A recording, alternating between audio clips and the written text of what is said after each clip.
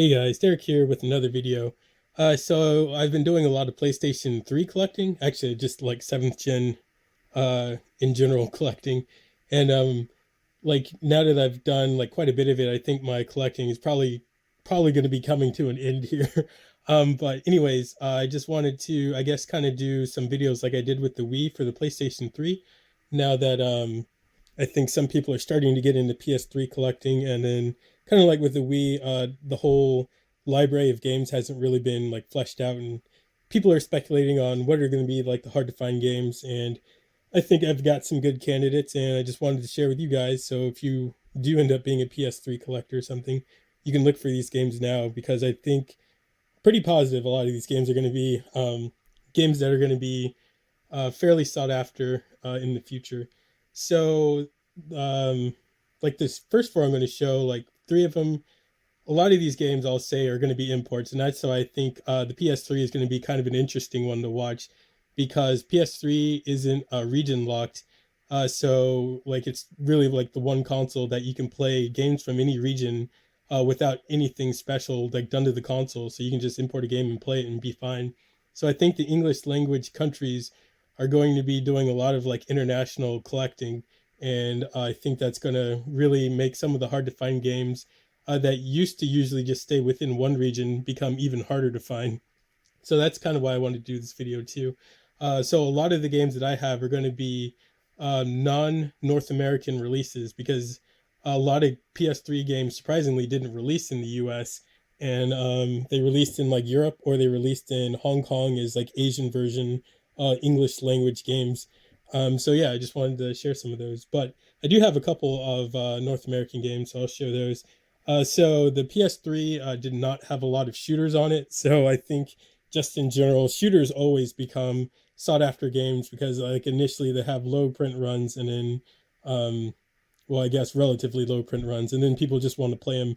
So like the one US release shooter is Under Defeat Deluxe Edition. This game originally released on a Dreamcast, and then there's an Xbox 360 release of this game, and there's this one. So you can buy this one or the European release of this game, and it'll play basically the same. I just think you can't play the DLC if you buy the European release if you live in the US, and if you live in Europe and you buy the US version, you can't play the US DLC or like the North American DLC. So yeah, like Under Defeat, people tried to hype this one up. The price is like relatively up there, I guess like 50, $60 for a used game.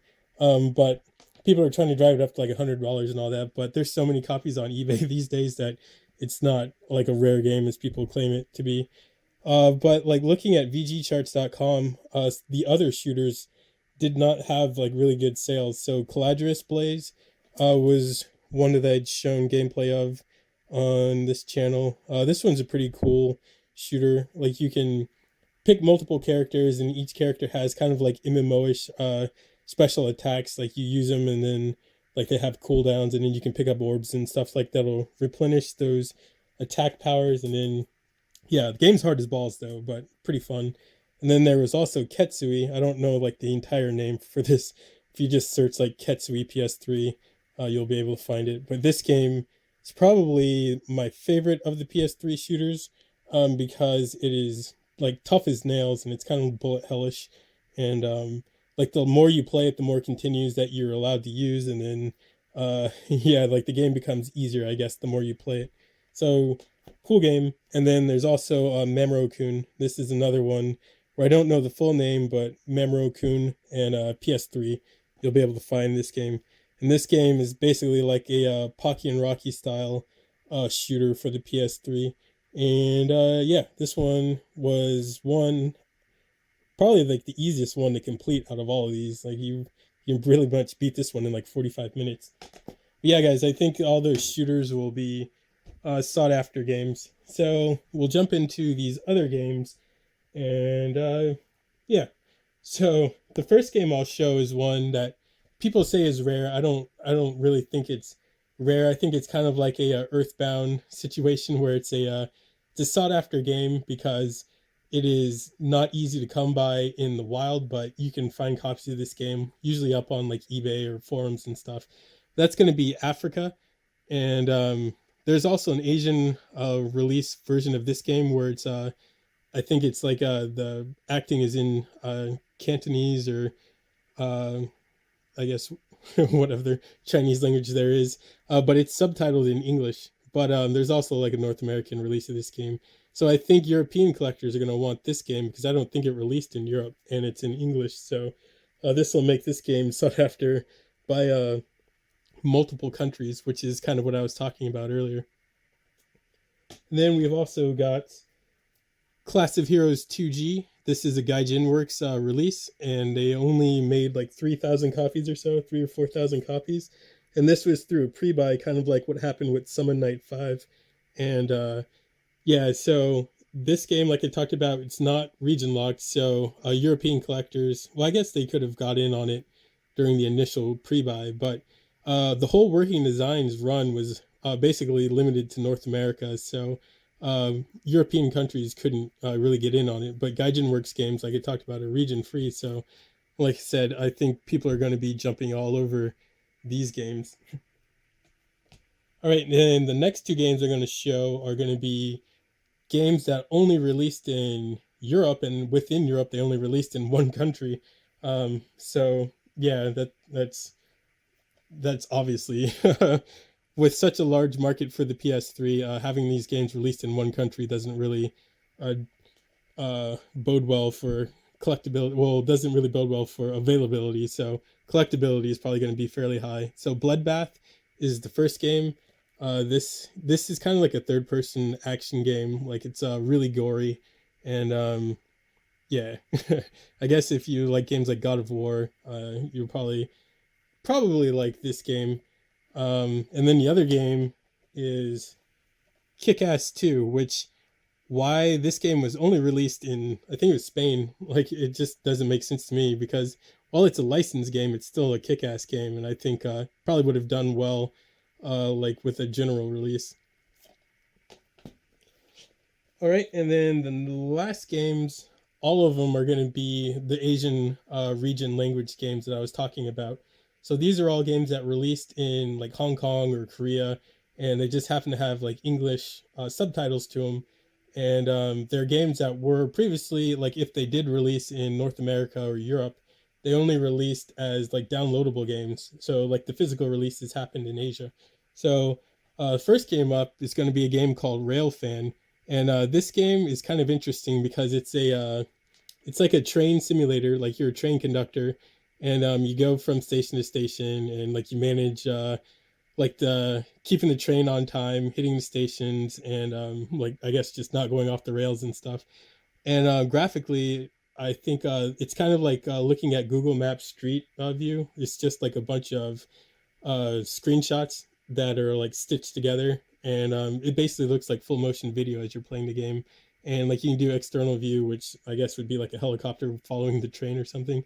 But like it's a really interesting game, and it looks pretty cool. And like I said, it's an English language game. So here you can see subtitles and voice are in Chinese and English. So this is a game, like I said, didn't release in the North America, and I'm pretty positive it didn't release in Europe either. Next game up, same situation. Well, I don't think the Railfan. Yeah, I think it was digital release. Anyways, the last guy was a PSN game, and we got a physical release in Japan and as an Asian language or Asian region release. So here again, you've got English and Chinese as subtitle language, and this game, like it's kind of like Millipede to me, but it's basically like a post-apocalyptic game, like or alien invasion type game where you are going from like building to building around a city trying to save people and then like bring them back to a safe zone, and like as you save people the line of people falling behind you grows, and then like there's threats and stuff running around the streets that can like cut off the line or kill some of the people that you've saved. So the goal is to get all of the people back to the safe zone and not get them hit. But yeah, like here we go, subtitles English, manuals in Chinese English. So definitely one to look out for. Then we've got Aquanauts Holiday. This one is probably one of the games that you'd hear the most about when people talk about rare PS3 games.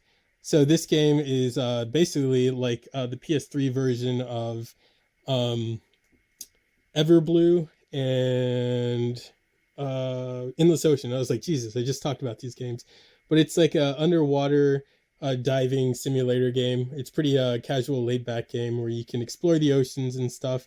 And it was actually based on a PlayStation 1 game that went by the same name, Aquanauts Holiday, which this game actually is fairly rare, but I guess there's just not a lot of demand because it doesn't really look good. But Aquanauts Holiday on the PS3 looks really good. And like I said, it's just kind of like an underwater exploration game like Endless Ocean and Everblue. And just didn't get a lot of copies of the game released. But another one where it's subtitle in or manual or in Chinese and English. Then the last game up here is actually going to be the only game that I'm going to call rare, at least that I have, and that's going to be Lost in the Rain. And this is another one where it's the English Chinese version of the game.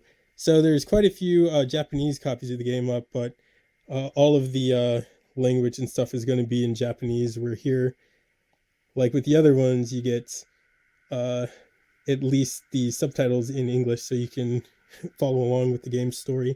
But this game plays a lot like Lost in Shadow on the Wii to me, except it's a lot darker, and the graphics on the PS3 kind of trounce the Lost in Shadow on the Wii.